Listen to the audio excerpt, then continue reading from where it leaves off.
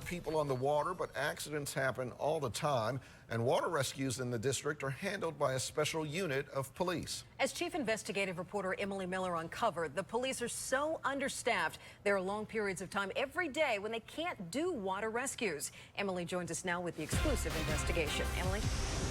Thanks, Sean. Thanks, Tony. D.C. police have a special unit called Harbor Patrol. They do all the rescues and the recoveries on our waters. But Harbor Patrol is severely understaffed. It has been gutted to fill the holes in the rest of the police department. Sources tell me that if it continues like this, it is just a matter of time until someone drowns who could have been rescued. Water activities are a big part of summer in D.C. for both residents and tourists. Boating, swimming, kayaking, fishing, rowing, and taking some risks. But all those people in and around the water mean a lot of accidents. DC Police has a specialized unit for all the water rescues in the city. The harbor unit is highly trained individual there because you're dealing with life and death situation when they get called out on the water. It's especially difficult to dive in the dirty Potomac and Anacostia rivers. Officer Wendell Cunningham is part of the Special Ops unit that runs Harbor Patrol. Having been trained by them myself and been in those waters, you cannot see anything. Officers say nighttime is the worst. It's so dark that the diver can't even see his own oxygen bubbles. They just go in by touch, following a grid pattern. For the D.C. police to rescue someone in the water, they need a minimum of 4 officers. To do a dive operation safely, they need 6. But there are times here at Harbor Patrol, every single day, where there are only 2 officers on duty. With a minimum of 4 officers, 1 coordinates the operation from the pier, while 3 go out on the boat.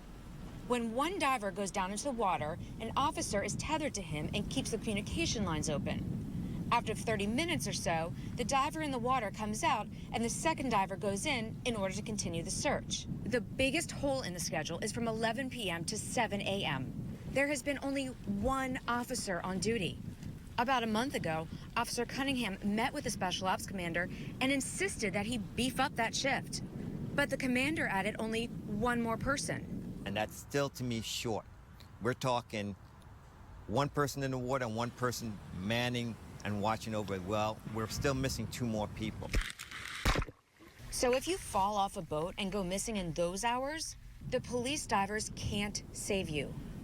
According to the D.C. Police Union, this all stems from a manpower shortage throughout the department because officers have retired, quit, or been fired. The staff throughout the whole department and harbor, unfortunately, now is taking the full brunt of it right now. To cover the streets, Chief Lanier has redeployed officers from specialized units to the districts.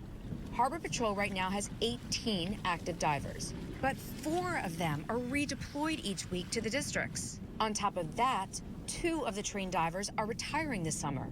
To deal with the short staff, the unit is having to bank on 1 of 2 options for a rescue. 1, call their divers from districts east of the river to go to the dock in southwest. That's an eternity for someone drowning. When they do get down to the harbor unit, which will probably take them a good 10, 15 minutes, then they have to grab the gear from inside of the harbor unit and put it on the boat, and then go out to the location and then suit up. Or they can call the off-duty divers who are at home. Time is critical again. We're talking about saving lives. And if somebody's under water for 10, 15, 20, 30 minutes, more likely trying to revive those type of person or find them would be very difficult, or even to have them survive that length of time underneath the water. It's against department policy for an officer to go after a drowning person without backup. So these officers are afraid that someone is going to drown who they could have rescued if they had had a full team. If you keep thinking that nothing is going to happen on the midnight shift and then something happens, then what are you going to say to the family?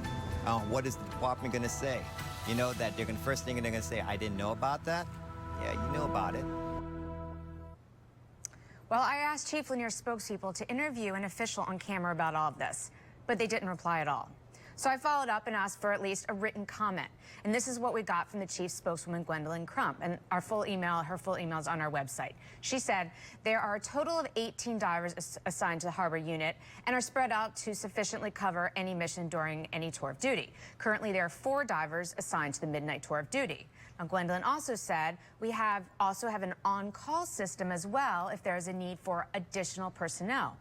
Well, I asked Ms. Crump what she meant by assigned to the midnight duty, and she conceded that the officers are actually in other districts, and she said that they can be called back at any time. So the chief spokeswoman tells us that there are 4 divers assigned to the midnight tour that are not actually on the dock. But that really is the whole problem and the point of this story. There aren't 4 police officers at the Harbor Patrol dock 24/7. So if someone goes underwater, they can't have someone come in from wherever in order to get to the dock, get in their gear, suit up, get in a boat, and then go to the place where the person's been underwater since they called 911. So, you know, if that's your family or friend who you see fall off a boat or off a kayak, do you really want to wait for a police officer to drive in from home, get in his gear, and drive out? Sean, I'll ask you that question. a lot of questions. Yeah. We heard the officer in the story that you interviewed mention time in the water. If you fall in, how long can a person potentially survive? How long do you have? About 30 minutes is what I've taught to people who are divers and rescuers. And I mean, that's on the extreme side, you know, but that's about how long you can be under and they can resuscitate you, and they've seen it. So that's why when we're talking about someone who's, say, in the 7th District in Southeast or the 6th District, and they're getting over to Southwest, and you're on your boat in the middle of Potomac, I mean, think about the time frame we're talking about. And I also heard them mention they also need to have backup. I mean, so I think, you know, we think if someone falls in and they've gone under and there's an officer right there, why can't whoever just jump in and try to save that person then? I know. A lot of people have asked me that as well. I think first thing, it is against police policy to go in on your own. And that's just that's smart. You know, you shouldn't, because you should always have life-saving skills. However, most of these things, obviously, this mostly happens on boats or a kayak or something like that, away from the shore. And slightly gruesome, but when someone is drowning and is alive still, there's oxygen in them, they're going down. So the bodies are underwater. So that's why the divers are so key. Unfortunately, when we see the bodies, like I've done a lot of stories recently on bodies we found around, once the body's floating, they're generally dead. So the key is to getting to, and that's what, you know, I think everyone involved in this, my sources say, is they want to help, they want to save lives.